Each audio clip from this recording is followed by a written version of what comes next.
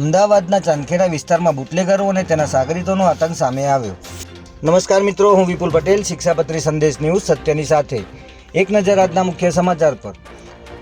ચાંદખેડા વિસ્તારમાં દારૂના અડ્ડાનો વિરોધ કરવા એકત્ર થયેલા રહીશો પર બુટલેગરો અને તેના સાગરીતોએ હુમલો કરતા સમગ્ર વિસ્તારમાં ચકચાર મચી ગઈ છે। શુભલક્ષ્મી પ્રહલાદ પાર્ક સોસાયટીમાં લાંબા સમયથી ચાલી રહેલા ગેરકાયદેસર દારૂના ધંધાથી કંટાળેલા રહીશોએ બેઠક યોજી દારૂનો અડ્ડો બંધ કરાવવાનો નિર્ણય કર્યો હતો। ત્યારે આ વિરોધ બુટલેગરોને પસંદ ન આવતા તેમણે બહારથી અસામાજિક તત્વોને બોલાવી મહિલાઓ સહિત સોસાયટીના રહીશો પર હુમલો કર્યો હોવાનો આક્ષેપો સામે આવ્યા છે।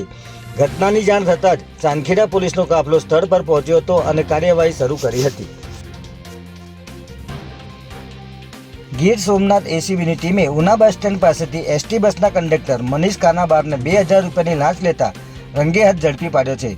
અમદાવાદ એસીબીને એક જાગૃત નાગરિક દ્વારા ફરિયાદ મળી હતી કે ઉના રૂટની એસટી બસના કંડક્ટર મનીષ કાનાબાર માછલીના પાર્સલ બસમાં લઈ જવા માટે અને હેરાન ન કરવા માટે લાંચની માંગણી કરી રહ્યા છે અને પ્રત્યેક પાર્સલ દીઠ 100 રૂપિયા પડાવી રહ્યા છે। જેના આધારે એસીબીની ટીમે ઉના બસ સ્ટેન્ડ ખાતે છટકું ગોઠવી 2000 રૂપિયાની લાંચ સ્વીકારતા કંડક્ટર મનીષ કાનાબારને રંગે હાથે ઝડપી લીધા હતા।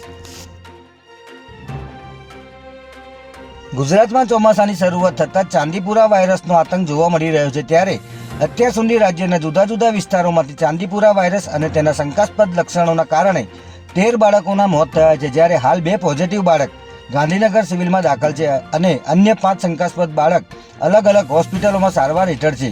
આ વાયરસને પગલે આરોગ્ય વિભાગની ટીમો અસરગ્રસ્ત વિસ્તારોમાં ડોર ટુ ડોર સર્વે શરૂ કરાયો છે। તેમજ ગોધરાના મણિપુર વિસ્તારમાંથી જીવલેણ વાયરસ ફેલાવતી 300 જેટલી સેન્ડ ફ્લાય માખીઓને પકડી પાડવામાં આવી છે। જય હિન્દ, જય ભારત।